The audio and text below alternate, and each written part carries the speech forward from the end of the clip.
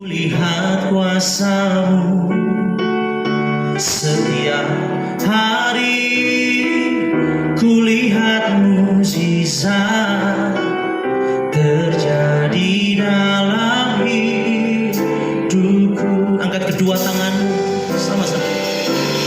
Yesus, Yesus, ku cinta Kau lebih dari segala yang ada. Hanya Yesus, Yesus, Kau segalanya bagiku. Kita kasih tepuk tangan pujian buat Allah kita yang dasar. Sekali lagi jemaat Tuhan.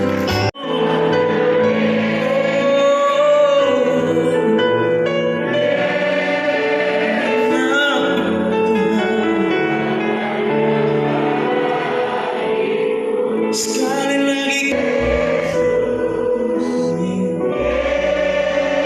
kami pegang erat janji dan kuasa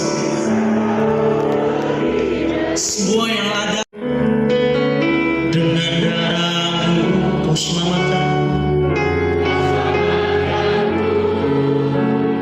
Kini ku hidup menyenangkan. Angkat kedua tangan, besar pengorbanan, terlalu besar kasih-Mu Bapa, pengorbanan yang Kau berikan bagiku.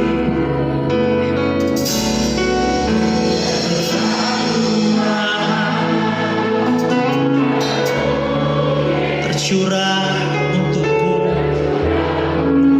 penebus hidupku. Angkat dua tanganmu. Terlalu besar Bapa, pengorbanan yang Kau berikan bagiku. Oh, terlalu mahal. Kita bangkit berdiri. Dapatkan privilege yang mendapatkan kehormatan untuk menjadi penerima pesan Natal pertama, saudara. Jadi dari sekian banyak orang yang ada pada saat itu, dari sekian banyak profesi yang ada pada saat itu, para gembala lah yang menerima kabar sukacita yang paling pertama kali, saudara. Nah, dan ketika bicara tentang Natal, ini juga memang para gembala ini menjadi salah satu hal atau kisah yang juga membuat kontroversial sampai hari ini. Masih banyak orang yang akhirnya suka berkata bahwa, oh, artinya Tuhan Yesus nggak mungkin lahir di bulan Desember, karena mana mungkin gembala bisa mengembalakan kambing domba pada waktu musim dingin seperti bulan Desember. Dan saya mau bilang, saudara, ini karena bicara tentang pada saat itu, saudara, ada banyak orang melihat situasinya dari perspektif mereka yang ada tinggal di Eropa, saudara. Jadi memang kalau dari perspektif orang Eropa, bicara tentang bulan Desember itu mustahil untuk mengembalakan kambing domba. Kenapa? Karena saljunya sangat tebal, saudara. Udaranya sangat dingin sampai minus, luar biasa dinginnya, saudara. Nah, tetapi berbeda dengan ketika bicara tentang di daerah di mana kisah ini ada, saudara. Bicara tentang daerah di mana Tuhan Yesus di Bethlehem, saudara, Tuhan Yesus dilahirkan. Saya mau bilang, saudara, masih sangat mungkin untuk mengembalakan kambing domba, saudara. Masih sangat mungkin untuk mengembalakan domba. Kenapa? Karena yang pertama adalah cuacanya tidak se ekstrim di Eropa. Yang pertama, cuaca tidak se ekstrim di Eropa. Kemudian yang kedua, bicara tentang, kalau saudara sudah pernah ke Israel, saudara sudah bisa melihat bahwa masih ada gua-gua alami yang mereka masih pertahankan sampai sekarang, di mana sangat mungkin untuk para gembala sekalipun dalam musim dingin mereka bisa masuk ke dalam, dan akhirnya apa, saudara, ketika mereka nyalakan api di sana, itu mereka masih bisa merasa hangat di sana, saudara. Makanya kalau saudara ke sana, saudara bisa melihat langit-langitnya itu, saudara, ada banyak yang bagian-bagian yang hitam-hitam, saudara. Kenapa? Karena mereka memang biasa menyalakan api, sehingga apa, sekalipun musim dingin mereka tetap bisa hangat dan bisa mengembalakan domba di sana, saudara. Oh, Pak Pendeta, kenapa sih mereka tetap mengembalakan domba sekalipun musim dingin? Karena kita harus ingat, bahwa dalam tradisi hukum Taurat, saudara, dan orang Yahudi sangat memegang itu, bahwa setiap hari harus ada korban persembahan, harus ada domba yang dipersembahkan di bait Allah. Dan itu bukan cuma satu kali, tetapi dalam satu hari ada 2 kali, pagi dan juga petang. Makanya harus selalu tersedia domba untuk dipersembahkan. Dan untuk bisa menjamin ketersediaan domba-domba ini, makanya harus yaitu ada domba-domba yang digembalakan di sana supaya mereka bisa makan, bertumbuh dan lain sebagainya. Makanya ketika bicara tentang mungkinkah Tuhan Yesus lahir di bulan Desember karena ada domba-domba, apakah mungkin domba-domba bisa digembalakan? Mana mungkin gembala bisa mengembalakan? Saya mau bilang saudara, sangatlah mungkin. Karena kalau belajar Alkitab kita bisa menemukan faktanya, saudara. Tapi saya nggak akan masuk terlalu dalam ke sana, saudara, karena ini saya sampaikan buat saudara supaya saudara dapat menjawab pertanyaan-pertanyaan yang muncul atau datang dalam kehidupan saudara sebagai orang Kristen, sebagai anak Tuhan. Tapi yang saya mau ajak saudara hari ini adalah kita akan belajar dari sikap dari para gembala ini, saudara, tentang bagaimana mereka menyikapi apa yang mereka terima, saudara. Dan saya percaya semua yang hadir pasti diberkati Tuhan. Boleh beri tepuk tangan sekali lagi. Sama-sama bilang sama saya hidup dalam kesatuan. Sama-sama bilang sama saya hidup dalam kekompakan. Sama-sama bilang sama saya hidup dalam kebersamaan. Coba kita lihat Alkitab kita, saudara. Ayat yang ke-15. Ayat yang ke-15 dikatakan apa di sana, saudara? Ayatnya yang ke-15 sama-sama kita baca. 3 ya. Setelah gembala-gembala itu apa? Berkata seorang kepada yang lain. Dikatakan apa? Marilah kita pergi ke Bethlehem untuk melihat apa yang seperti yang diberitahukan Tuhan kepada. Perhatikan, saudara, gembala-gembala itu berkata apa? Seorang kepada yang lain. Marilah apa? Kita pergi ke Bethlehem. Saya mau bilang, saudara, mereka enggak pergi sendiri-sendiri, mereka mengajak satu dengan yang lain untuk pergi bersama-sama. Saya mau bilang, saudara, ini adalah sesuatu hal yang bisa kita lihat di sini, saudara, adalah tentang kebersamaan, kesatuan di antara mereka. Mereka sudah menerima kabar sukacita, saudara. Mereka nggak mau menikmati kabar sukacita itu sendiri. Mereka nggak mau menikmati berkat itu sendiri. Mereka mengajak satu sama lain untuk apa? Untuk menikmati berkat Natal itu, untuk bisa berjumpa dengan juru selamat itu, saudara. Akhirnya apa? Saya mau bilang, saudara, karena ada kesatuan di sana, maka mereka bisa menikmati berkat Natal. Ini sejalan dengan 1 Petrus 3, 8-9. Kita lihat 1 Petrus pasalnya 3, ayat yang ke-8 sampai 9. Dikatakan apa di sana, saudara? Sama-sama. 3 ya. Dan hendaklah kamu semua apa?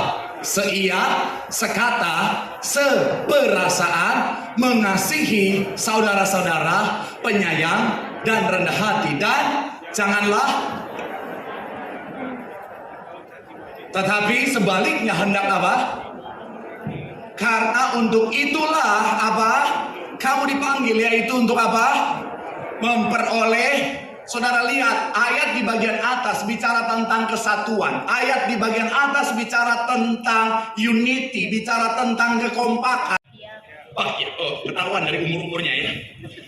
Karena kalau anak zaman sekarang udah nggak tahu ini bakya. Taunya PUBG, taunya game online. Nah, oke.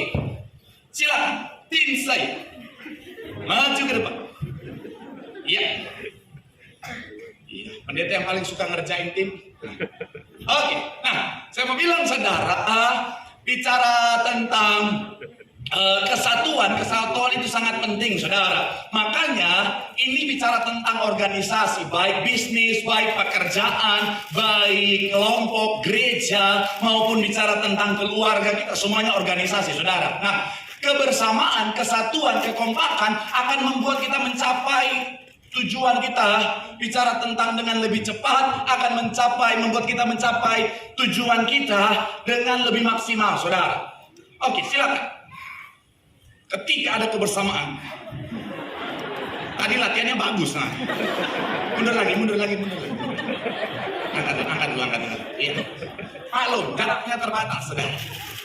Oke, lagi ya. Nah, ketika ada kekompakan, maka 1, 2, 3, ya, mencapai tujuan dengan lebih cepat, lebih maksimal, dan akhirnya apa? Jauh lebih baik. Nah, makanya saya mau bilang saudara, orang yang ada kekompakan, organisasi, rumah tangga, keluarga, bicara tentang gereja, yang ada kekompakan, ada kesatuan hati di sana saudara, bisa mencapai akhirnya apa saudara? Tujuannya dengan lebih baik, lebih cepat, lebih maksimal. Nah, iblis nggak mau anak Tuhan diberkati. Makanya iblis taruh roh perpecahan. Iblis bilang, belum disuruh udah berubah aja. Ya udahlah. Ayo, jangan satu hati. Ayo, jangan satu tujuan. Ayo, jangan sama kayak mereka. Oh, mereka gitu segala macam, saudara. Taruh perpecahan. Sehingga apa? Ketika ada perpecahan, akhirnya apa? Boleh sama-sama berjalan. 3. Nah, kita bisa lihat. Akhirnya apa, saudara? Yang ada stagnasi di sana, saudara. Akhirnya apa? Pencapaian tujuan jadi sulit. Bicara tentang kemajuan jadi sulit. Bahkan akhirnya, saudara, organisasi ini bicara tentang bisnis, pekerjaan, rumah tangga, gereja, dan lain sebagainya. Tidak mencapai apa-apa dalam hidupnya. Mencapai tujuan yang luar biasa karena ada kesatuan di sana. Tapi ada banyak gereja hancur gara-gara ada perpecahan di dalamnya, saudara. Saya melihat, saudara, ada kadang-kadang dalam dunia pelayanan pun, saudara. Oh Tuhan, itu perpecahan terjadi, saudara. Gak usah sesama pengerja, gak usah sesama hamba Tuhan, sesama jemaat aja bisa terjadi perpecahan, saudara. Saya ingat banget waktu itu pelayanan ini saya udah pernah cerita di hari Minggu, pelayanan di Central Park. Itu, saudara, hanya karena memperebutkan minyak urapan. Oh Tuhan, terjadi perpecahan secara harafiah. Maksudnya gimana? Udah secara hati mereka pecah karena dorong-dorongan. Yang di belakang tonjok yang di depan tak pecah. Jadi memang secara literally pecah itu muka orang, saudara. Saya mau bilang, saudara, saya sangat sedih melihat ada keluarga akhirnya nggak mencapai apa-apa dalam hidupnya karena terjadi perpecahan, saudara. Suami istri kadang-kadang, saudara, udah nggak kayak suami istri, udah kayak Tom and Jerry, saudara. Betul loh. Oh Tuhan, saya pelayanan rumah tangga ya. Kadang-kadang, saudara, suka bingung gitu, saudara. Suami istri tapi kayak suami istri. Oh, dia coba apa berita lihat. Iya tuh, coba itu bibirnya itu. Oh Tuhan, saya sampai udah bingung harus ngapain, saudara. Betul. Oh memang saya mulai dari awal Pak Pendeta memang nggak cocok saya sama saya sih, nggak cocok. Oh berapa tahun menikah, baru 15 tahun Pak Pendeta, anak berapa? 5. Darah Yesus Tuhan. Nggak cocok anak 5.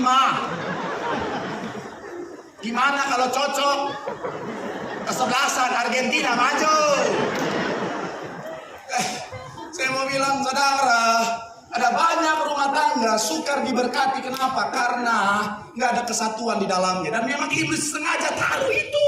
Iblis sengaja taruh itu supaya apa? Rumah tanggamu nggak diberkati. Saya mengajak saudara untuk melihat dari organisasi yang terkecil, termasuk dalam gereja, termasuk dalam bisnis, dalam pekerjaan. Makanya saya mau bilang, saudara, ingat baik. Ingat kisah pesan Natal hari ini, saudara. Sama-sama bilang sama saya, kesatuan itu penting.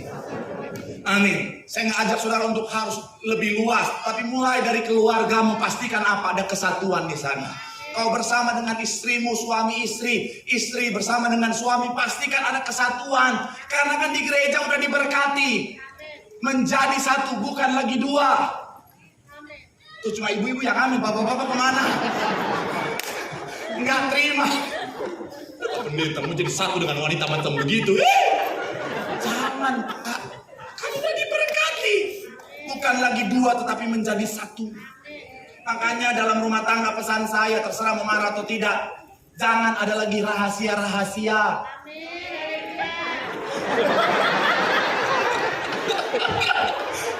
Saudara lihat itu ungkapan hati ibu-ibu. Dari amin ada harapan yang besar. Pakai tepuk tangan lagi. Aduh, tapi betul. Makanya itulah, jangan rahasia-rahasia lah, udahlah. Amin. Iya, kadang-kadang ada tuh, ada kesatuan. Tentang responsive faith dan juga bicara tentang cepat dalam bertindak. Sama-sama bilang sama saya, bertindak cepat. Sama-sama bilang sama saya, cepat dalam bertindak. Sama-sama bilang sama saya, iman yang responsif. Coba kita lihat ayat 16, saudara. Ayat 16 dikatakan apa di sana, saudara? Ayatnya yang ke-16 sama-sama kita baca. 3, ya. Lalu mereka apa? Cepat-cepat berangkat dan menjumpai Maria dan Yusuf dan yang sedang berbaring dalam. Kalau saudara perhatikan, setelah mereka menerima perintah, mereka menerima kabar baik, mereka tidak menunda-nunda, mereka tidak berlambat-lambat, mereka langsung cepat-cepat. Sama-sama bilang sama saya, cepat bertindak. Amin. Dan akhirnya apa, saudara? Mereka akhirnya sekali lagi, saudara, menerima berkat Natal itu, saudara. Kenapa? Karena mereka cepat dalam bertindak. Mereka punya iman yang responsif, saudara. Dan saya bilang, saudara, dalam hal bicara tentang menerima berkat, saudara dan saya harus cepat dalam bertindak. Katakan amin. Siapa yang mau buku bagus?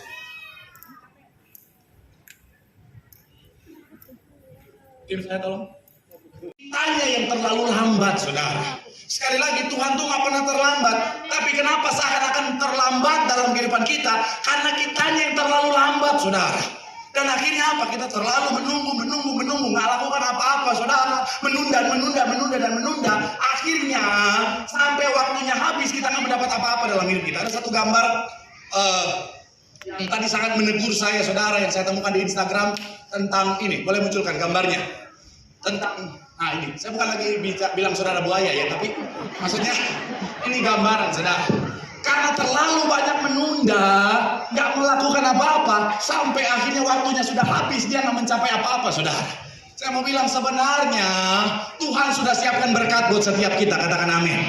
Tuhan sudah siapkan pemulihan buat setiap kita, katakan amin. Tapi kadang-kadang kita nggak terima karena kita terlalu banyak menunda.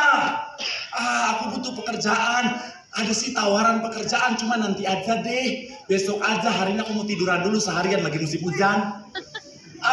Ada sih tawaran untuk kerja sama bisnis, tapi nanti aja deh, aku belum ya, nanti aja deh, nantilah. Akhirnya apa? Keburu diambil orang, baru sadar, saudara. Anak muda juga sama, yang masih belum menikah, shalom yang belum menikah. Oh banyak, sekali lagi, shalom yang belum menikah. Masakan ibu-ibu suaranya lebih bersemangat daripada yang anak muda. Sekali lagi, shalom yang belum menikah. Nih, saya mau bilang ya, kadang-kadang pasangan hidup itu Tuhan persiapkan loh. Cuma dikit ya. Amin. Tapi gara-gara terlalu banyak menunda, akhirnya apa? Udah, keburu hilang. Tunda, Tuhan taruh di hati, dialah jodoh. Tapi nanti aja deh. Nanti aja, tunggu aja, nanti aja. Akhirnya apa? Tuhan bilang, lama, udah aku kasih sama orang lain aja, kasihan dia. Akhirnya apa? Pasangan sudah kepelaminan, kamu tetap dalam penantian. Jangan cuma ketawa, sadar. Saya mau bilang, tidak terikat pada dunia. Sama-sama bilang sama saya, tidak terikat pada dunia. Coba kita lihat sekali lagi ayat 16, saudara. Ayat 16 dikatakan apa di sana, saudara? Lalu mereka apa? Cepat-cepat berangkat dan menjumpai Maria dan Yusuf dan bayi itu yang sedang berbaring dalam palungan. Saya mau bilang, saudara, mereka mengembalakan banyak kambing domba, saudara. Mereka mengembalakan banyak domba di sana. Tetapi ketika mereka mendapatkan perintah untuk pergi kepada bayi itu, saudara, mereka tidak menunda-nunda. Mereka langsung cepat-cepat berangkat dan mereka meninggalkan domba-dombanya. Padahal kita tahu bersama, bicara tentang domba, domba itu adalah hartanya para gembala. Bicara tentang domba, domba adalah yang paling berharga, sumber penghasilan mereka. Apalagi ini bukan penghasilan biasa, tetapi penghasilan yang sudah pasti setiap hari. Karena seperti yang saya bilang tadi, saudara, setiap hari ada yang namanya persembahan bait Allah. Dan domba itu harganya mahal. Saudara pelajari Alkitab Perjanjian Lama dan juga Perjanjian Baru juga dituliskan di sana bahwa yang mempersembahkan domba itu hanyalah orang kaya. Orang-orang susah pada masa itu, mereka mempersembahkan burung merpati. Makanya ketika Tuhan Yesus mengobrak-abrik orang-orang yang berjualan di bait Allah, di bait suci, ada juga para penjual burung merpati di sana. Kenapa? Karena orang kaya mempersembahkan kambing domba, sedangkan orang susah Hai guys, aku Eteo guys. Domba itu harganya Hai mahal. guys. Nggak terikat pada harta mereka. Mereka nggak terikat pada keduniawian itu, saudara. Makanya mereka menjumpai Tuhan, mereka bertemu dengan Tuhan. Seandainya saja mereka hatinya terikat pada keduniawian itu, saudara, terikat pada harta mereka, mereka mungkin nggak akan pergi menjumpai Tuhan. Karena mereka pikir, waduh ribet nih. Bawa kambing domba segini banyaknya untuk sana, susah. Tapi karena hati mereka nggak terikat, mereka langsung berjalan meninggalkan semua itu. Makanya mereka bisa berjumpa dengan Tuhan. Dalam kehidupan setiap kita, saya mau bilang saudara, belajar dari kisah para gembala ini. Tokoh gembala-gembala ini, saudara, mereka bisa berjumpa dengan Tuhan karena tidak terikat dalam dunia. Tidak terikat dengan keduniawian, tidak terikat dengan harta, tidak terikat dengan jabatan, tidak terikat dengan apa yang mereka miliki secara kacamata dunia. Ada banyak orang sukar untuk mencapai Tuhan dalam hidupnya, sukar untuk akhirnya melekat sama Tuhan karena mereka masih melekat pada keduniawian, saudara. Makanya kalau saudara ingat, Tuhan kasih perumpamaan tentang bukan kasih perumpamaan.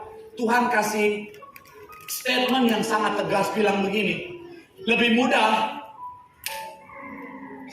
onta masuk dalam lubang jarum daripada masuk dalam kerajaan. Oh ini, kalau dari wajah-wajah ini kan kelihatan wajah orang kaya semua. Dari sini wajah-wajah sultan semua. Amin. Sultan-sultan Puri dan sekitarnya. Amin. Tapi harus dipertegas begini, saudara. Yang dimaksud dengan orang kaya di sini bukanlah bicara tentang orang yang hanya punya banyak harta saja, tetapi orang yang hatinya melekat pada hartanya. Makanya digambarkan onta dan lubang jarum. Jadi kalau saudara masih ingat penjelasan saya di hari Minggu, udah cukup lama, saudara. Jadi lubang jarum yang dimaksud adalah satu pintu kecil di pintu alternatif Yerusalem. Jadi kalau sudah sore, sudah petang, pintu gerbang utama ditutup, yang dibuka adalah pintu alternatif ini, saudara. Nah, dan di pintu alternatif ini yang dibuka sampai malam 24 jam hanyalah pintu lubang jarum yang kecil itu, saudara. Tujuannya untuk supaya orang bisa tetap keluar masuk. Tetapi kalau tiba-tiba dapat serangan di malam hari, si penyerang tidak akan bisa masuk secara bersama-sama karena kecilnya lubang ini, saudara, pintu ini. Jadi harus masuk satu persatu, dan karena hanya masuk satu persatu, si penjaga walaupun hanya 2-3 orang, mereka dapat dengan mudah melumpuhkan penjahat yang masuk atau penyerang yang masuk. Onta bisa masuk asalkan dia melepaskan barang-barang bawaannya. Artinya begini, onta ini nggak bisa masuk ke pintu lubang jarum ini, saudara, selama si barang-barangnya ini melekat kepadanya, saudara. Nah, makanya ini yang Tuhan pakai untuk menggambarkan tentang apa? Bahwa orang-orang yang hatinya melekat pada keduniawian sangat sulit untuk masuk dalam kerajaan surga. Makanya Natal bicara tentang apa? Tuhan lahir ke dunia, bawa kerajaan surga buat saudara dan saya. Dan untuk bisa menikmati semua yang Tuhan sudah sediakan, pastikan apa? Kita jangan terikat pada dunia, tetapi hati kita, kehidupan kita melekat pada Tuhan. Makanya sebelum saya tutup khotbah saya, ingat baik, bukan berarti akhirnya kita tidak mencapai apa-apa dalam hidup kita. No, kita. Kau Tuhan yang tak pernah gagal menjadikanku lebih dari pemenang. Ku percaya Kau Tuhan yang tak pernah menepati janji-janji. Boleh berikan tepuk tangan yang paling meriah buat Tuhan. Ku jadi baru karena kasih-Mu. Haleluya. Yesus boleh diangkat di atas kepala, tinggi-tinggi di atas kepala buat Tuhan. Bersama-sama. Malamku sunyi senyap, bintangmu gemerlap,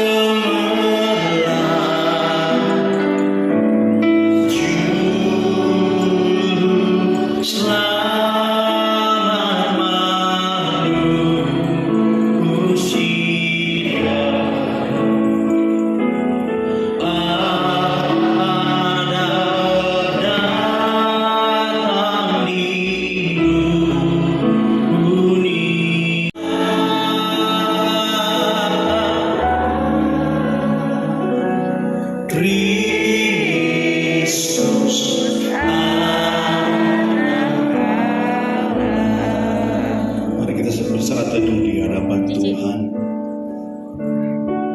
Saat Tuhan menciptakan manusia, Alkitab berkata bahwa Tuhan kemuliaan Tuhan bersinar meliputi mereka dan mereka sangat ketakutan.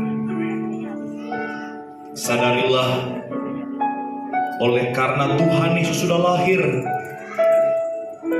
kemuliaan Tuhan telah melingkupi setiap kita. Dalam kehidupan setiap kita ada kemuliaan Tuhan. Artinya kita tidak lagi bisa dikalahkan yang jahat. Kita tidak dikalahkan masalah, tidak dikalahkan sakit penyakit, tidak dikalahkan resesi. Kita pasti menang karena Tuhan yang sudah menang bagi setiap kita. Mari Untuk tetap duduk di tempat, mendengarkan arahan dari pengerja di tempat ini, keluar dari tempat ini, jemaat Tuhan Yesus. Tetap duduk di tempat. Hari Natal Tuhan mendatangi. From the bottom of my heart, I wanna reach you there, please. From the bottom. Hai guys, sekarang aku mau makan Yoshinoya. Tuang sambal. Makan di rumput lautnya.